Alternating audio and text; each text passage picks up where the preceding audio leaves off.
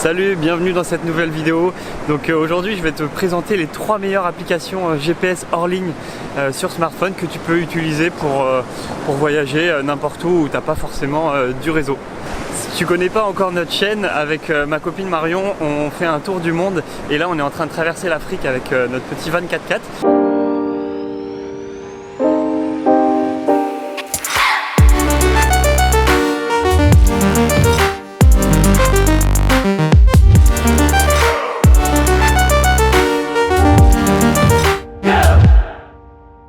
Testé plein d'applis et donc dans cette vidéo je vais t'expliquer tout ça et je vais te donner aussi des astuces et te montrer un peu comment nous on utilise les applications et les GPS hors ligne. Pour comparer les 3 applications, j'ai listé tous les critères et ensuite pour chaque critère je détaille pour chaque application les plus, les moins, les avantages, les inconvénients. Donc regarde dans la description, je vais mettre la liste de tous les critères avec le minutage. Donc comme ça, si tu veux aller directement à un critère qui t'intéresse, tu peux aller dans la description parce que la vidéo va être un peu longue. Donc le premier critère que j'ai mis, c'est la simplicité d'utilisation. Donc je vais vous parler de la première application qui est Maps.me. Simplicité d'utilisation, c'est une application qui est vraiment super facile, vraiment accessible à tous. Donc ça se présente comme ça. Et donc on va pouvoir télécharger des cartes hors ligne de chaque pays. Donc par exemple là, si je prends le Nigeria et que je zoome, il va me proposer de télécharger la carte du Nigeria. Donc il va me dire là voilà, ça fait 94 mégas. Et quand je zoome sur des pays que j'ai déjà téléchargés, par exemple, qu'est-ce que je vais prendre? La Guinée, je pense que je l'ai déjà téléchargé. Et ben voilà, du coup, donc là, je suis pas connecté à Internet.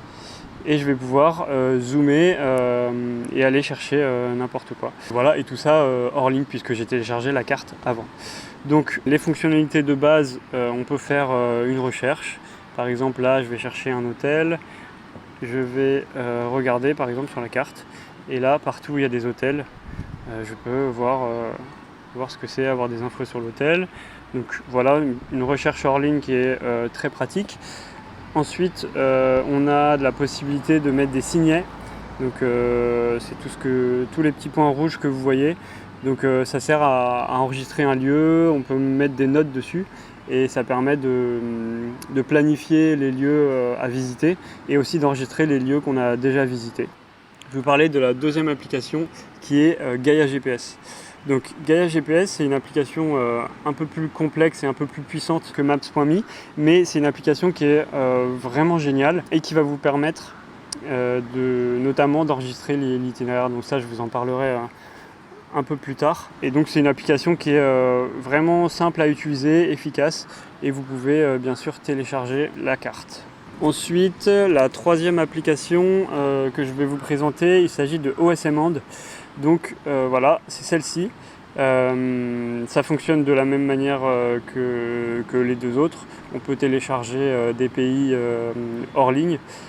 Par contre, cette application, c'est un peu plus une usine à gaz que les deux autres. Elle est un peu plus compliquée à utiliser, mais elle est extrêmement puissante. Je vais vous en parler un peu plus tard. Donc là, c'était le critère de la simplicité d'utilisation. Donc Maps.me, c'est vraiment le truc le plus simple. Gaia GPS, c'est assez simple, efficace. Et OSM, c'est vraiment l'usine à gaz assez compliquée, mais très puissante. Donc ensuite, je vais vous parler du guidage GPS. Donc en fait, dans Maps.me et OSM, ça fonctionne comme des GPS simples. Donc on peut mettre une adresse ou cliquer sur un lieu sur la carte et ça va nous guider. Par contre, Gaia GPS, il n'y a pas vraiment de fonction de navigation où il va vous dire de tourner à droite, tourner à gauche. C'est plus en fait une application de cartographie vraiment avancée où il y a plein de cartes disponibles, où on peut tracer des itinéraires au préalable et ensuite on peut juste les suivre avec le point sur la carte, mais Gaia va pas nous guider en nous disant tourne à droite, tourne à gauche pour aller d'un point A à un point B. C'est plus une application vraiment de cartographie. Donc ça c'est un peu le point négatif de Gaia si vous voulez vous déplacer dans des villes par exemple. Et nous par exemple dans les grandes villes on a souvent besoin d'aller à l'ambassade et pour ça on utilise le GPS classique qui va nous dire droite-gauche. Voilà, c'est beaucoup plus simple que de devoir repérer les routes et se dire ah, tiens, on va prendre cette route-là. Voilà, c'est plus simple de se laisser guider. Voilà, donc pour ce qui est du guidage GPS. Donc c'est point rouge pour Gaia GPS qui n'a pas de fonction de guidage. Ensuite, au niveau du poids des cartes à télécharger, puisque comme c'est des logiciels, des applications qui fonctionnent hors ligne, c'est important de savoir si les cartes sont lourdes ou pas à télécharger. Nous, on fait un tour du monde, donc on fait beaucoup de pays et on a très rarement des bonnes connexions Internet et jamais de connexion Internet illimitée. Et du coup, le fait de devoir télécharger toutes ces cartes de pays sur la route, ça nous demande beaucoup de data et beaucoup de temps, même si c'est avec des Wi-Fi. Donc il faut que les cartes soient pas trop lourdes à télécharger. Donc le gagnant de ça, c'est Maps.me. Donc par exemple là sur le petit tableau, j'ai mis un exemple pour l'Islande. Si vous voulez télécharger toute l'Islande, c'est 30 mégas.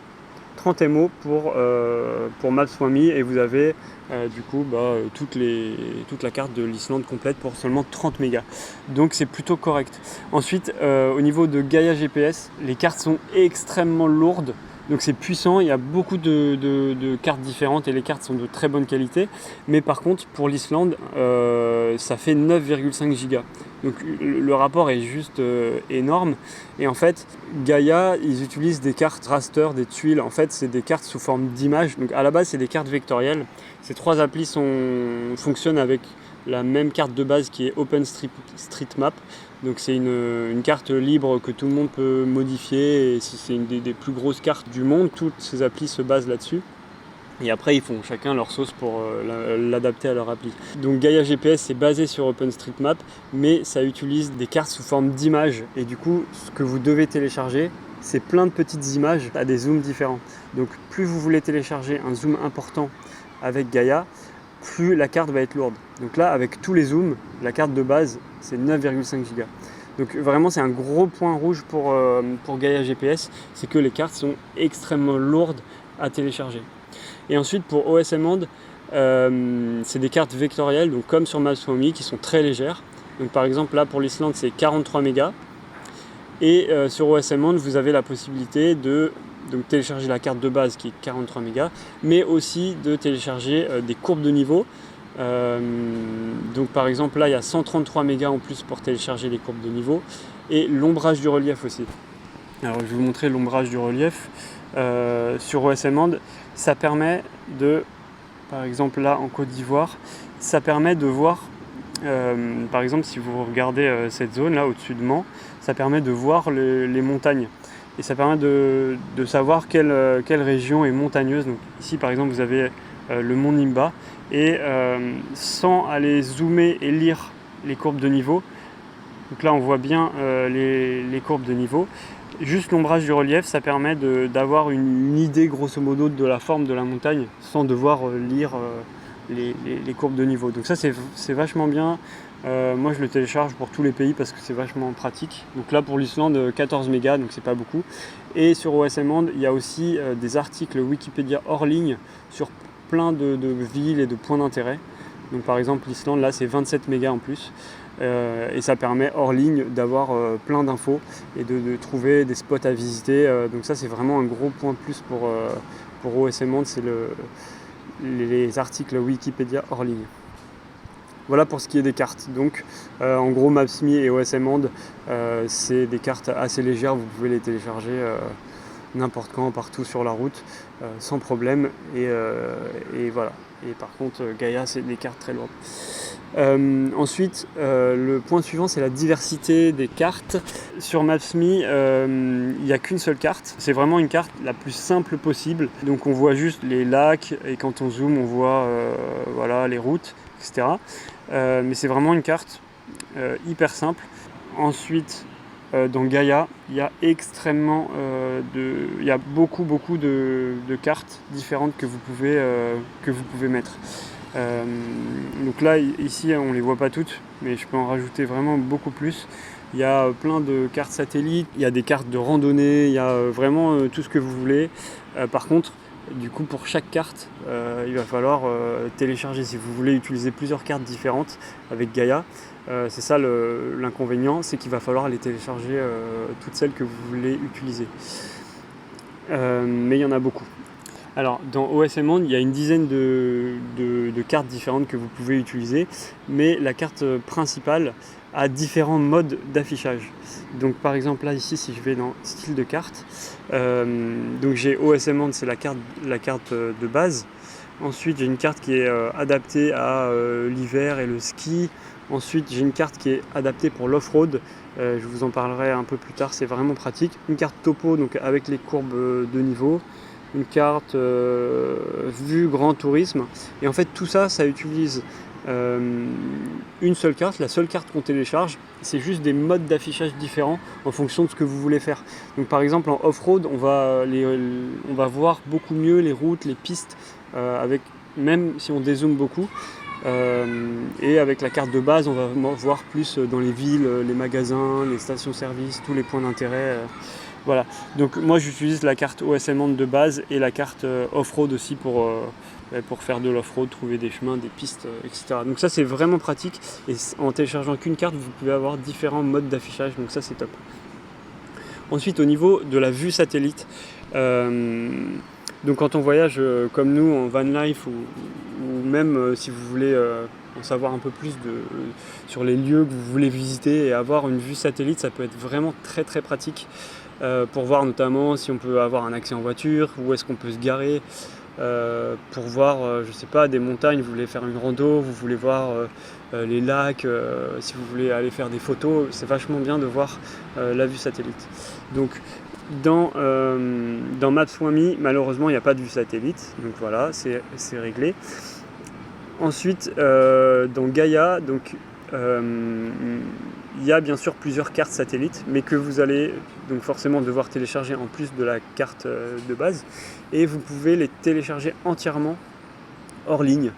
Donc vous tracez une zone sur la carte et vous pouvez choisir de les télécharger et de choisir le niveau de zoom. Mais ça va demander énormément de data.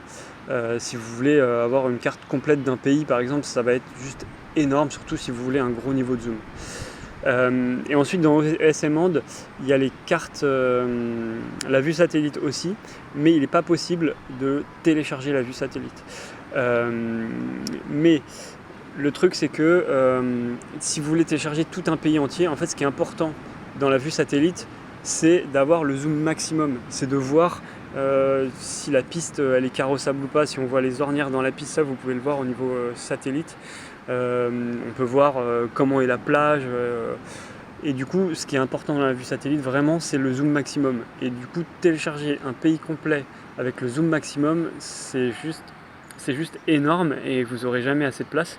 Et du coup ce que je fais moi avec OSM Monde par exemple, c'est que je repère les lieux que je veux visiter et j'active la data et je vais télécharger donc par exemple ici là on est donc au Ghana, au bord de la plage, et donc là j'ai mis un petit raccourci et directement là je peux activer la vue satellite.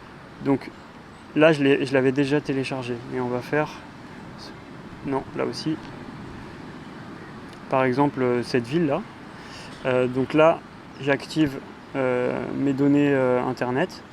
Donc là je suis au Ghana, donc c'est pas très rapide. Voilà, ça charge.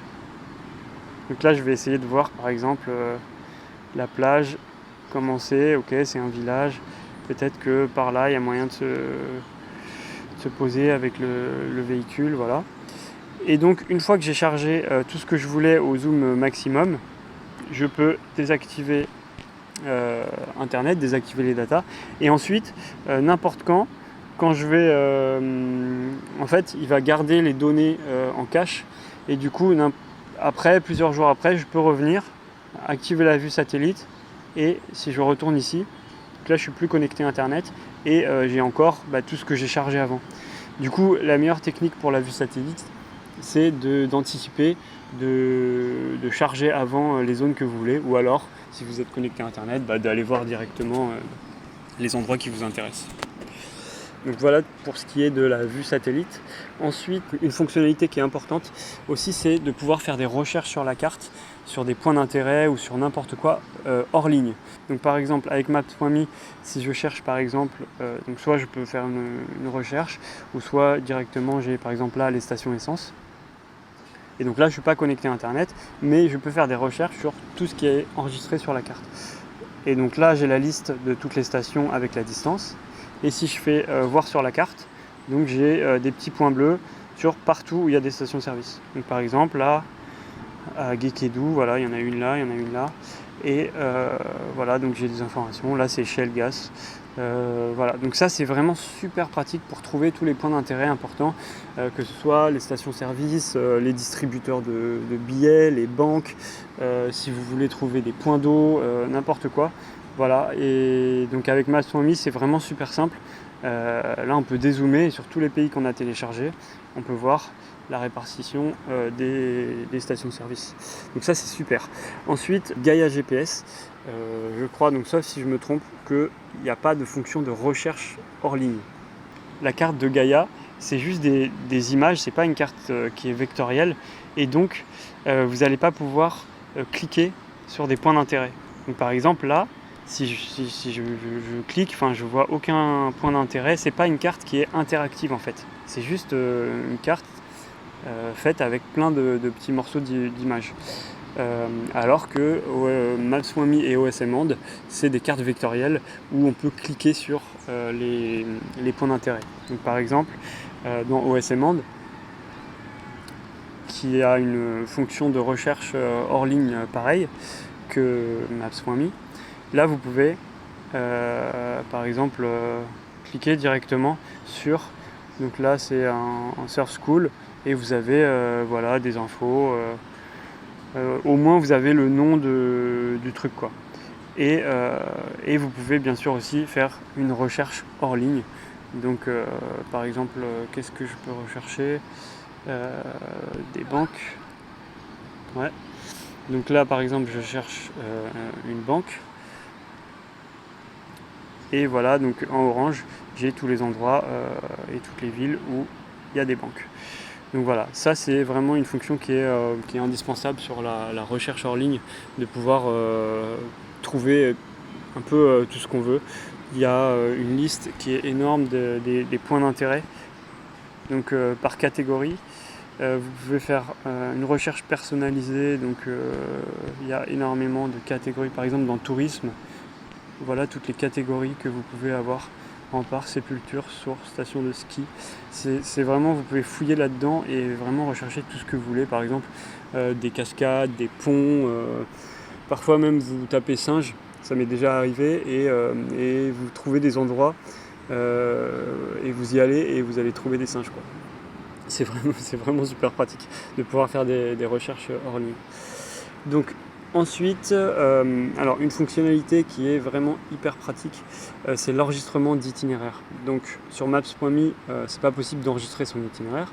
Par contre, sur les deux autres, c'est possible. Donc par exemple, ici sur OSM Hand, vous pouvez voir que en violet là, c'est notre itinéraire.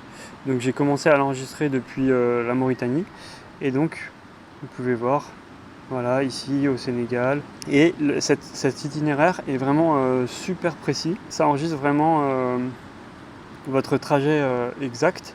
Et l'avantage d'enregistrer votre itinéraire, déjà ça vous permet d'avoir un souvenir et de pouvoir retrouver très facilement quel jour, où est-ce que j'étais. Parce que en fait, chaque jour, je démarre l'enregistrement et j'arrête l'enregistrement. Du coup, chaque enregistrement, chaque trace est daté, et du coup je peux retrouver facilement quel jour je suis passé à quel endroit. Quand je m'arrête par exemple dans un magasin ou n'importe quoi, et même si je fais 5 ou 10 mètres sur le côté de la route, je vais pouvoir le voir, et ça permet aussi de retrouver un endroit où on s'est arrêté en regardant les traces. Ça permet vraiment de remonter tout ce qu'on a fait, et ça c'est vraiment pratique. Et donc c'est possible dans Gaia GPS et dans OSM Hand d'enregistrer les traces. Au niveau de l'affichage de la carte, voilà, j'ai mis un petit critère affichage de la carte. Au niveau Maps.me, j'ai mis 1 étoile parce que En fait, par exemple, là, si je fais un zoom sur juste le Ghana, je vais pas voir grand chose. Là, par exemple, je vois même pas les routes. Il faut vraiment zoomer beaucoup pour pouvoir les voir. Alors que, par exemple, sur OSM, les cartes sont beaucoup plus détaillées. Et par exemple, donc là, si pareil, je zoome que sur le Ghana, je peux voir déjà toutes les routes principales. Je peux voir les grandes villes, je peux voir les grands axes routiers, je peux voir toutes les forêts. Vraiment, la carte est beaucoup plus enrichie, on va dire, sur OSM Monde. Et pour ce qui est de Gaia, Gaia c'est un petit peu entre les deux. C'est un peu moins précis que OSM Monde, mais c'est quand même la carte de base de Gaia est quand même vraiment très très bien faite. Une fonctionnalité qui est aussi vraiment très très intéressante, c'est la synchronisation avec le cloud. Par exemple, avec Maps.me, vous pouvez synchroniser vos signets avec le cloud. Tous les petits points rouges que vous avez enregistrés un peu partout, vous pouvez les enregistrer dans le cloud en créant un compte pour ne pas les perdre et pour les synchroniser avec d'autres appareils. Donc ça, c'est vraiment pratique, mais c'est tout ce que vous pouvez sauvegarder dans le cloud avec Maps.me. Avec Gaia, ça c'est vraiment un gros plus de Gaia. C'est que tout ce que vous faites dans Gaia, vous pouvez le synchroniser sur le cloud. Donc là, je vais mettre tous. Donc là, par exemple, on peut voir tous les tracés, c'est les enregistrements c'est les traces que j'ai enregistrées. Et il y a aussi les signets. Donc j'avais enregistré tous les bivouacs. C'est classé par catégorie. Donc par exemple, tracer toutes les pistes qui ont été enregistrées, les repères, voilà, donc là j'avais enregistré tous nos bivouacs, etc. Là dans Gaia, donc tous les petits points rouges, c'est les bivouacs que j'avais enregistrés, et on voit aussi toutes les traces. Toutes les traces et tous les signets de Gaia sont synchronisés avec le cloud. Donc ce qui est génial, c'est que vous avez une interface sur le site de Gaia avec la carte et directement tous vos signets, tout votre itinéraire.